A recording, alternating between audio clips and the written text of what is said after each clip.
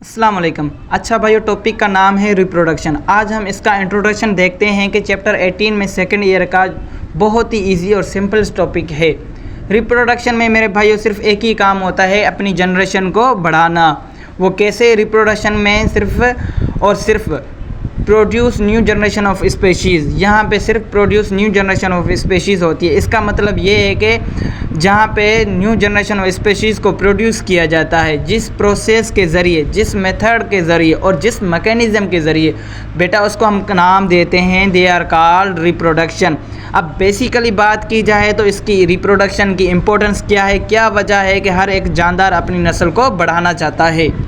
अगर इसकी इम्पोर्टेंस को देखा जाए तो सबसे पहली इम्पोर्टेंस ये है कि इवॉल्व्स ऑफ स्पेशीज़, वो अपनी जो स्पेशीज़ है वो अपनी नस्ल को बढ़ाते हैं। क्यों बढ़ाते हैं? ताकि मेंटेनेंस ऑफ स्पेशीज़, वो अपनी नस्ल को मेंटेन कर सके, इस दुनिया में एग्जिट कर सके।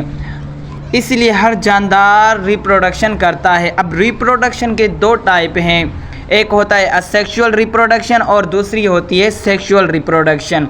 असेक्सुअल रिप्रोडक्शन और सेक्सुअल रिप्रोडक्शन में दोनों में फ़र्क वाज़िह तौर पर किया जाता है। कैसे मेरे भाइयों? असेक्सुअल रिप्रोडक्शन में क्या होता है? Involves of single parent. Asexual reproduction में सिर्फ एक ही पेरेंट जो है इन्वॉल्व होता है। पर अगर देखा जाए सेक्सुअल रिप्रोडक्शन में तो यहाँ पे इन्वॉल्व ऑफ टू पेरेंट्स, यहाँ पे मेल एंड फीमेल दो पेरेंट्स इन्वॉल्व होते हैं। असेक्सुअल रिप्रोडक्शन में कोई गैमेट नहीं बनता, नो फार्मेशन ऑफ गैमेट्स। पर अगर सेक्सुअल रिप्रोडक्शन में देखा जाए तो यहाँ पे फार्मेशन ऑफ गैमेट्स की होती है। असेक्सुअल रिप्रोडक्शन में हैज़ मिटोटिक डिवीजन। यहाँ पे क्या होता है? असेक्सुअल रिप्रोडक्शन में मिटोटिक डिवीजन होती है, पर सेक्सुअल रिप्रोडक्शन में देखा जाए तो मियोटिक डिवीजन होती है।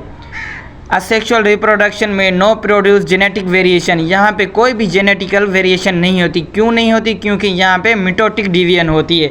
अगर सेक्सुअल रिप्रोडक्शन में देखा जाए तो यहाँ पे प्रोड्यूस जेनेटिक वेरिएशन, यहाँ पे जो जेनेटिकल वेरिएशन है वो आती हैं। क्यों आती है? क्योंकि यहाँ पे मियोटिक डिवीजन होती है।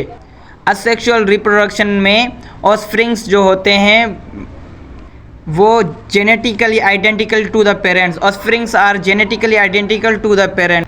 मतलब जो ऑफस्प्रिंग्स बनता है ना, वो असेक्सुअल रिप्रोडक्शन में वो सेम अपने पेरेंट्स के मुशाबत रखता है, वो अपने पेरेंट्स की तरह ही होता है। पर अगर सेक्सुअल रिप्रोडक्शन में देखा जाए तो यहाँ पे offsprings are not genetically identical to the parents, वो अपने पेरेंट्स की तरह नहीं होता। लाइक जैसे अगर देखा जाए तो सेक्सुअल रिप्रोडक्शन में जो जैसे पेरेंट्स होते हैं उसके जैसी मुशाबत उसकी औलाद नहीं रखती है। ऑफस्प्रिंग्स मतलब उसकी जो प्रोडक्शन होती है वो उसकी तरह नहीं होती है।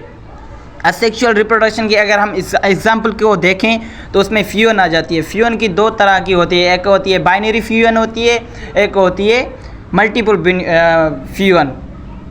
वेजिटेटिव प्रोग्रेशन होती है, यहाँ पे बडिंग ईटीसी वगैरह। ये था छोटा सा इंट्रोडक्शन चैप्टर 18 का, रिप्रोडक्शन चैप्टर का। अगर वीडियो पसंद आई हो तो प्लीज़ सब्सक्राइब कर देना। शुक्रिया।